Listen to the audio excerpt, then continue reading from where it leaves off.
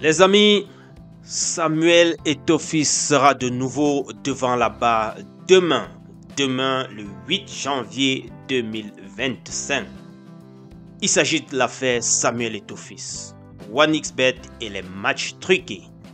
Le jury d'appel, en effet, de la Confédération africaine de football, CAF, va statuer donc le 8 janvier sur le sort de Samuel Eto'o. Ils sont au nombre de 9, n'est-ce pas, le jury d'appel de la CAF. Ceux-là qui devront se prononcer sur la décision du jury disciplinaire de la CAF du 4 juillet 2024 condamnant Samuel Eto'o, président de la FECAFOOT, à payer une somme de $200,000 d'amende pour avoir enfreint le code d'éthique de la FIFA en signant un contrat d'ambassadeur à titre personnel avec la société de paris sportif 1xBet Cameroun. Les amis, ça va être légèrement long, c'est environ 2 pages, mais je vais rapidement lire. Prenez une petite tasse de thé pour ceux qui sont dans le froid et peut-être le popcorn pour d'autres. Je vous lis le contenu de la lettre envoyée donc en direction de la CAF et de la FIFA par Pierre Ngili Ndengue, instructeur de la CAF, entraîneur de football au niveau du Cameroun. Je vous lis le contenu. Lettre aux membres du jury d'appel de la Confédération africaine de football. Le 8 janvier 2025, vous serez réunis au Caire, en Égypte, pour connaître de l'appel déposé par les acteurs du football camerounais à la suite de la décision du jury disciplinaire de la CAF du 4 juillet 2024. Appelé à se prononcer sur les dénonciations de trucage et de manipulation de matchs et de collusion avec une société de paris sportifs portée à l'encontre du président de la Fédération camerounaise de football, M. Samuel Eto'o, le jury disciplinaire avait jugé insuffisant les preuves de manipulation et de trucage de matchs, mais avait reconnu le président de la FECAFOOT, Samuel Eto'o, coupable de violation grave de principes d'éthique, d'intégrité et de sportivité, et l'avait condamné à une amende de $200,000 US. Les acteurs du football camerounais, acteurs de l'appel interjecté contre la décision du jury disciplinaire de la CAF, estiment que le jury disciplinaire n'a pas tenu compte de l'ensemble des éléments de preuve relatifs à l'accusation du trucage et de manipulation de matchs à l'encontre du président de la FECAFOOT. Par exemple, le jury disciplinaire, bien qu'il ait qualifié de troublant le contenu d'une conversation téléphonique authentifiée entre le président de la FECAFOOT, Samuel Eto'o, et le président du club Victoria United, alias Opopo, Monsieur Valentin Kwem, qui prête bravement à équivoque, les a jugés insuffisants à établir confortablement l'existence d'un arrangement entre les deux personnalités. Alors, qu'au sens du code disciplinaire de la FIFA, il n'est pas nécessaire qu'un match soit manipulé pour qu'il y ait violation.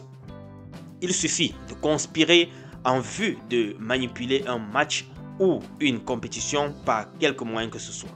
Or, la conspiration en vue de manipuler les matchs et championnats d'élite du Cameroun, saison 2022-23, exhale sans floriture de la conversation datée du 31 décembre 2022 par une analyse experte indépendante entre le président de la FECAFOOT, M. Samuel Eto'o, et le président de Victoria United, alias Opopo, M. Valentin Kwem. D'autre part, les appelants devant le jury d'appel estiment que le jury disciplinaire ayant reconnu la culpabilité de M. Samuel Eto'o sur l'accusation de signature de contrat Brand Ambassador à titre personnel et contre rémunération avec la société de paris sportif 1xBet n'est pas, autant pour moi, n'est pas allé au bout des dispositions statutaires, autant pour moi, relatives aux sanctions. En effet, le jury disciplinaire s'est limité à infliger au fautif une sanction pécuniaire de $200,000 US qui n'est que l'assortiment de la sanction disciplinaire au regard des dispositions permanentes du code disciplinaire de la CAF et du code d'éthique de la FIFA. Au moment où le jury d'appel se prépare à se réunir pour examiner ou pour exprimer la voix de la justice, et de l'exemplarité, des rumeurs nous parviennent qui font état qu'un certain acteur impliqué dans cette affaire pendante devant vous a parcouru l'Afrique à la recherche de soutien pour influencer la décision du jury d'appel.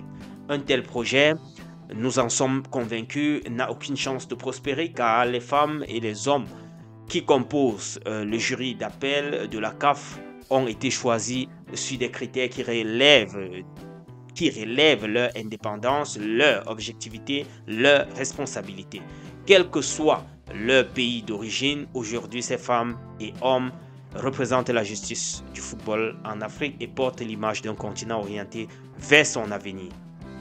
Le jury de la CAF se trouve dans une position historique de dire si l'éthique et l'intégrité sont des valeurs cardinales du football africain qui doivent guider toutes les actions, notamment dans la gouvernance des associations nationales. Le jury d'appel doit affirmer aux yeux de l'Afrique qu'aucun acteur ni personnalité, qu'aucun de ses fils fut-il le plus célèbre ou le plus méritant, ne peut se hisser au-dessus des lois et fouler aux pieds les règles qui gouvernent notre sport. Le jury d'appel a la responsabilité historique d'établir que la gouvernance du football africain, portée par une CAF en quête de grandeur, a notoirement soif de justice et de morale. Le jury d'appel doit exprimer l'obligation de disposer pour le football africain de dirigeants modèles, exemplaires, respectueux des valeurs et des textes, soucieux de la transparence et au service de l'intérêt général. Et enfin, c'est cette condition que l'Afrique de football, foyer inépuisable de talent, pourra sans complexe rivaliser avec le reste du monde. Pierre Ndjili Dengue, instructeur CAF 2009, entraîneur de football au Cameroun, je pense, puisque le numéro renvoie au Cameroun. Copie a été envoyée à la CAF, SG de la CAF et président de la FIFA. Les gars, voilà la lettre qui a été envoyée en direction des membres du jury. Question de leur rappeler que ils doivent statuer demain et ils doivent sanctionner le président de l'Africa Foot. Je peux paraphraser comme cela se devrait. Je ne sais pas ce qu'il réclame ici. Il a été sanctionné par cette amende-là de 200 000 $ US. Et là, lisant cette lettre, ils sont en train de réclamer une sanction qui mérite donc, du moins qui est à la hauteur de la faute commise. I don't know what is meaning. Les amis, j'aimerais bien savoir ce que vous pensez de cela. Je ne fais pas de commentaires pour le moment. Je sais que le plus important, c'est que demain, on aura la décision finale des membres du jury de la CAF. Soit on va réduire la sanction du président de l'Africa Foot, soit on va l'annuler, soit on va alourdir. Il ne peut qu'avoir ces trois options. Soit la réduction, soit l'annulation, soit on alourdit. Donc, c'est ce que je sais, c'est ce que j'attends, c'est ce que j'espère. N'est-ce pas? Il n'y a que ces trois options-là. Demain n'est pas loin. Je vous reviens sûrement, peut-être au courant de la journée avec d'autres updates. Ou bien plus tard demain avec le verdict. Les amis, j'aimerais bien vous lire dans les commentaires. Et n'hésitez pas à vous abonner et de partager massivement. On est ensemble les gars. Ciao.